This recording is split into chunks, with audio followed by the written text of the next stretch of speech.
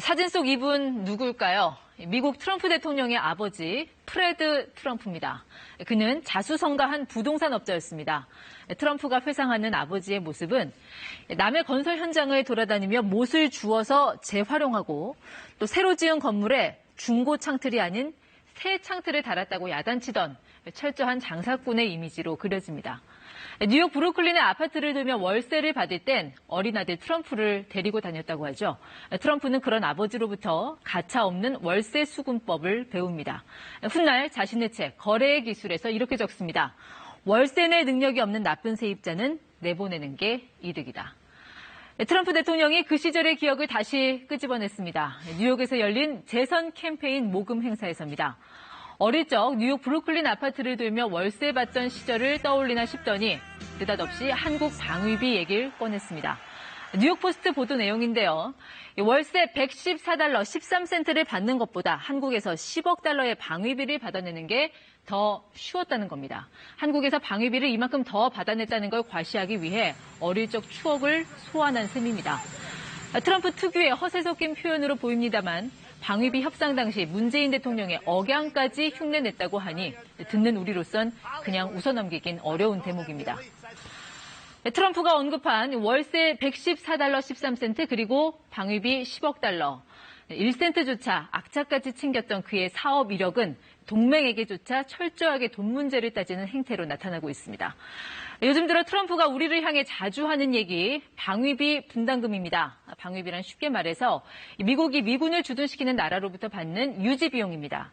우리가 군대를 보내서 당신 나라 방위를 지켜주니까 인건비, 또 전략자산 운용비 등등 비용 일부를 대라는 일종의 안보 청구서입니다. 미국의 요구에 따라 우리나라는 주한미군 방위비의 절반가량을 부담하고 있습니다. 비용은 꾸준히 증가해서 올해는 지난해보다 8.2% 인상된 1조 389억 원으로 책정됐습니다.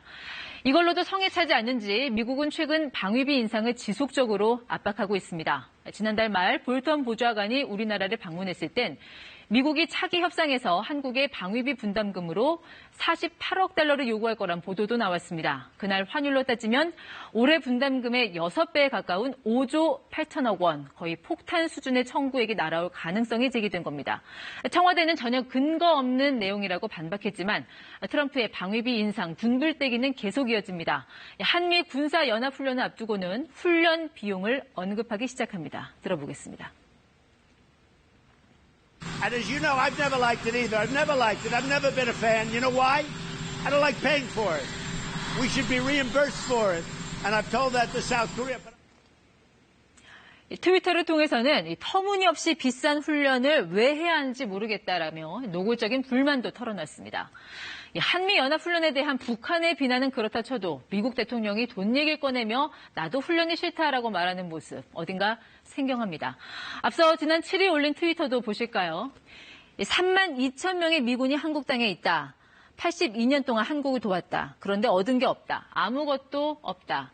한마디로 이 주한 미군을 통해서 얻은 게 없으니 한국 정부 몫의 분담금을 대폭 인상해야 한다. 이 말을 하고 싶었던 걸로 보입니다. 물론 미국이 주한미군 방위비 인상을 우리나라에만 요구하는 건 아닙니다. 하지만 북한의 이딴 미사일 도발, 또 일본과의 갈등으로 코너에 몰린 동맹에게 연일 돈을 요구하는 상황은 철저히 자국 신뢰에 따라 움직이는 국제외교의 냉혹한 현실을 실감케 합니다. 친절한 뉴스였습니다.